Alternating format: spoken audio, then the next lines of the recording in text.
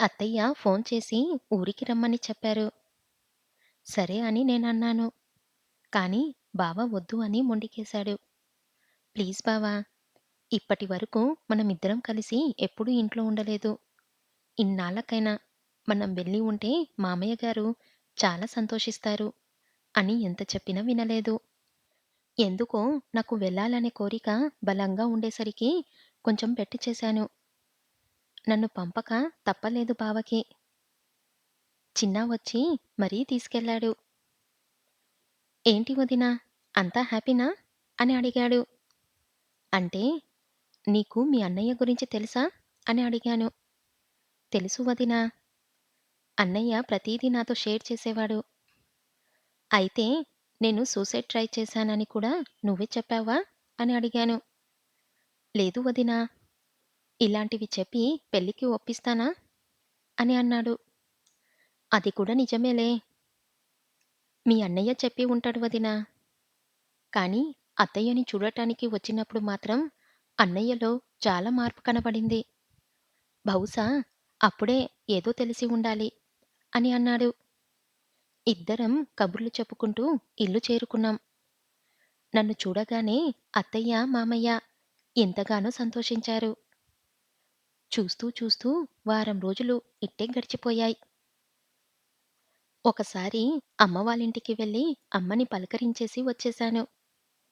ఇరుగు పొరుగు వాళ్ళు ఇంకా ఏం విషయము లేదా అని అడగటం మొదలుపెట్టేసరికి అత్తయ్య కూడా నన్ను అడుగుతూనే ఉన్నారు. ఎలా చెప్పాలో తెలియలేదు. బావనే అడిగాను. నిజం చెప్పేస్తాను అని. కానీ వద్దు అని చెప్పారు. ఇంకా ఎన్ని రోజులు దాస్తాం బావా? ఎప్పటికైనా అందరికీ తెలియాలి కదా! అని కూడా అన్నాను. కానీ బావ వినలేదు. అత్తయ్య నన్ను డాక్టర్ దగ్గరికి తీసుకెళ్తాను అనటంతో నాలో టెన్షన్ మొదలయ్యింది. ఇప్పుడు గాని డాక్టర్ ద్వారా ఆమెకి తెలిసిందంటే అమ్మో! నాకు ఊహించడానికే భయంగా ఉంది.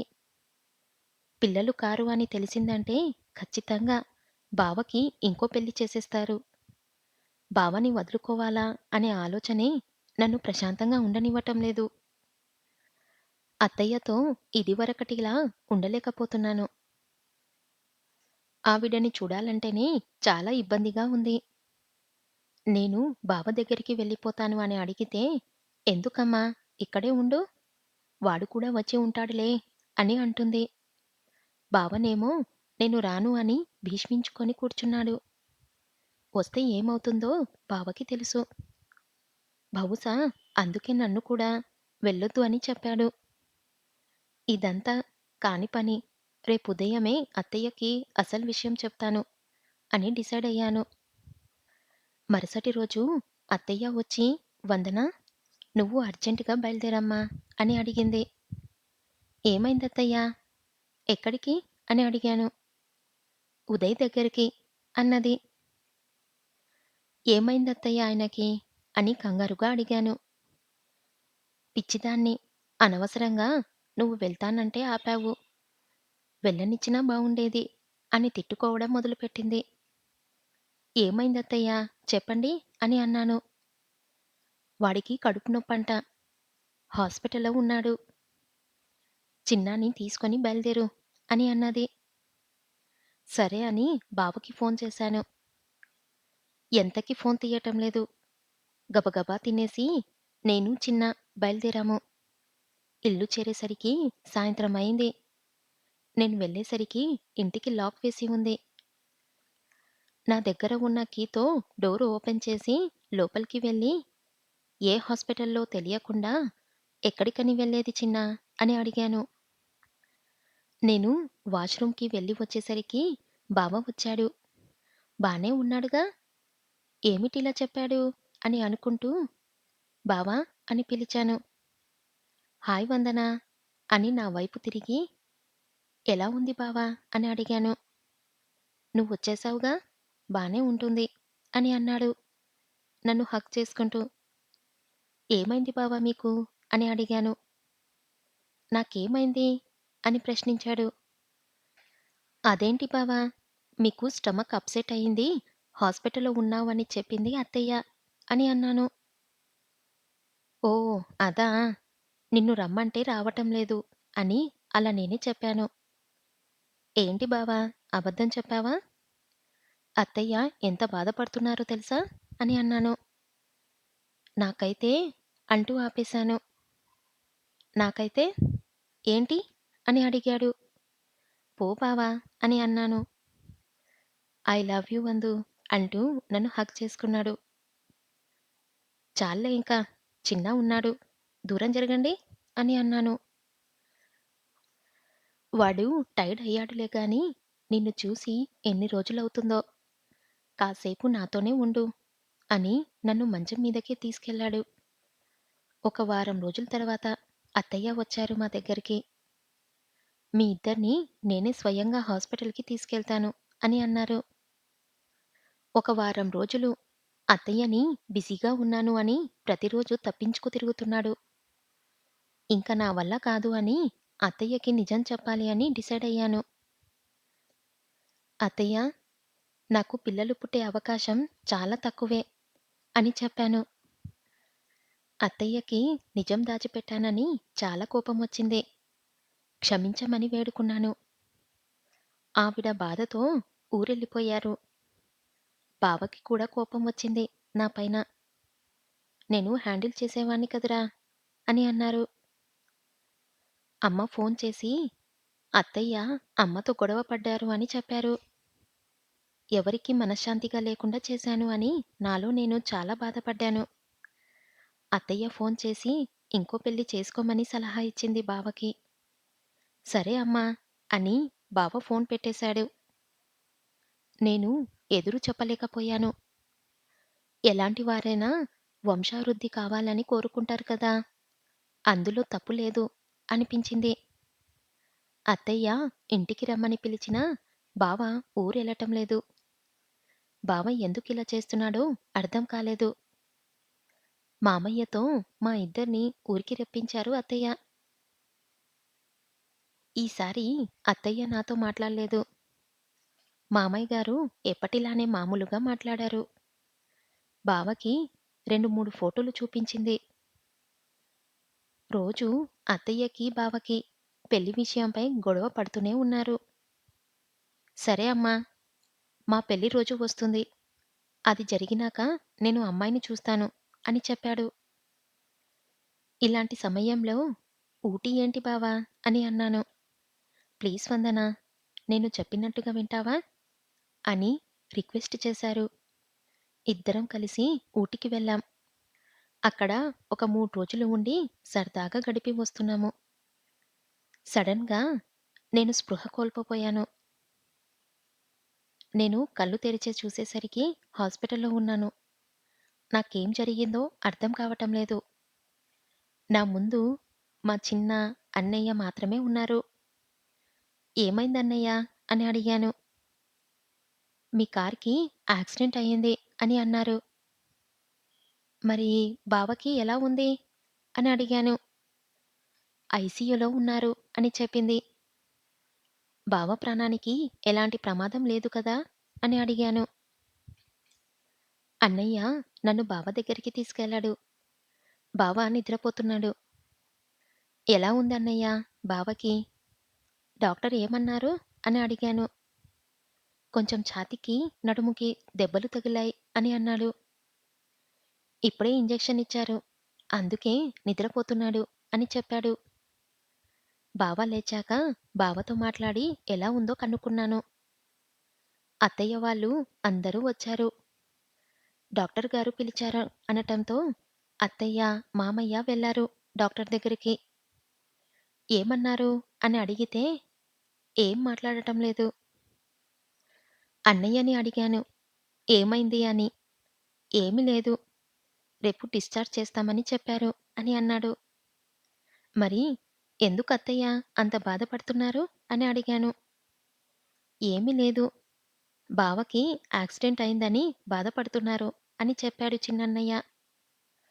బావని డిశ్చార్జ్ చెయ్యగానే అందరం ఊరెళ్ళాం. ఒక వారం రోజుల తర్వాత బావ నన్ను అత్తయ్యని గదిలోకి పిలిచాడు. ఏంటి బావా అని అడిగాను. నాకు పిల్లలు పుట్టరని డాక్టర్ ఖచ్చితంగా చెప్పేశాడు.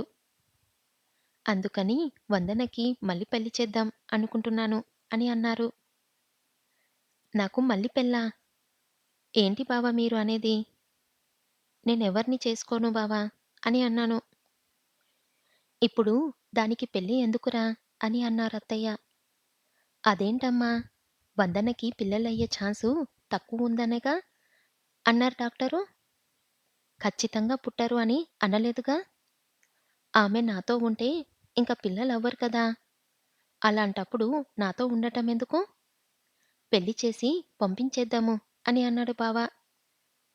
ఏమిట్రా ఆ మాటలు? వందన అలా ఏం చేసుకోదు అని అన్నారత్తయ్య. అదేంటమ్మా! నాకో న్యాయం, ఆమెకో న్యాయమా? అని అడిగాడు. నాకేం తెలియదురా అని వెళ్ళిపోయారు అత్తయ్య. ఉండమ్మా! నేను వందనకి పెళ్లి చేసి పంపిస్తున్నాను అని ఖచ్చితంగా అన్నారు. పిచ్చి పిచ్చిగా మాట్లాడకురా అని అన్నది.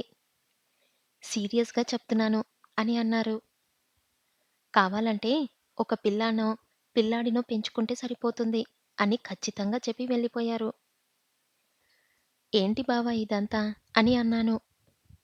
అన్నయ్య కంగ్రాట్స్ అంటూ చిన్న లోపలికి వచ్చి అరిచాడు. ఏమిటిది అని అడిగాను. నాకేం అర్థం కాక. మామయ్య గారు లోపలికి వచ్చి డోర్ పెట్టేసి, ఏంటిరా ఇదంతా? గట్టిగా అరుస్తున్నారు. మీ అమ్మకి వినబడుతుంది అని అన్నారు. సారీ నాన్నా అని చిన్న అన్నాడు. ఏం జరుగుతుంది అని అడిగాను. మామయ్య గారు నా దగ్గరకొచ్చి, సారీ అమ్మా! మీ అత్తయ్య కొంచెం పాతకాలపు ఆలోచనలు ఉన్న మనిషి. ఆమె చేత వీడి పెళ్లి మాట మాన్పించడానికి చేసిన ప్రయత్నం అని అన్నారు. అంటే బావకి యాక్సిడెంట్‌లో అని ఆపేశాను. అసలు యాక్సిడెంట్ జరగనే లేదు. మేమే ఇదంతా ప్లాన్ చేసి డాక్టర్‌తో అబద్ధం చెప్పించాము అని అన్నాడు చిన్న. తప్పు కదా! మన మత్తయ్య గారిని ఇలా మోసం చేయడం. నాకిదేమీ నచ్చలేదు అని అన్నాను. ఇంటి పెద్దగా నేనొక నిర్ణయం తీసుకున్నాను. దానికి అందరూ కట్టుబడి ఉంటే బాగుంటుంది అని చెప్పి వెళ్ళిపోయారు మామయ్య. చిన్న కూడా వెళ్ళిపోయాడు. వందనా ఇలా రా అంటూ నన్ను పిలిచి పక్కన కూర్చోబెట్టుకొని, వందనా అర్ధాంగి అంటే కారేషు దాసి, కరణేషు మంత్రి, భోంజేషు మాత, శయనేషు రంభ, రూపేషు లక్ష్మి, క్షమయోషు ధరిత్రి, శతధర్మపత్ని మరియు కులధర్మపత్ని అని అన్నారు. తప్పే. పిల్లలు ఖచ్చితంగా కనాలని ఎక్కడ చెప్పలేదు.